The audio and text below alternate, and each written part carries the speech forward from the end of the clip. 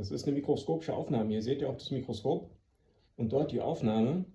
Und zwar sind das sogenannte Kristallisationsbilder von einem Getränk. Das steckt in dem Getränk drin. Hier, die Blume des Lebens. Und ich zeige euch das mal in groß, wie das aussieht. Und zwar so. Schaut mal. Wow, oder? Ist doch der Hammer. Und das Getränk dazu, das halte ich jetzt gleich in die Kamera. Und ich habe dazu auch ein Video gemacht. Bio versus nicht Bio. Das ist dieses Getränk hier, Chi, das ist fermentiert. Und das gibt es im Glas, aber auch hier in dieser Kunststoffflasche. Das ist komplett frei von BPA, von irgendwelchen Chemikalien. Das ist der beste Standard, den es gibt.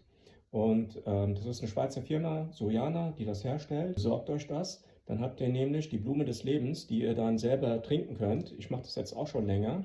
Das ist auch fermentiert und das ist super gut für deinen Darm. Okay? Ich werde unten einen Link posten, probier es einfach mal aus und berichte mir. Bye bye, bis demnächst.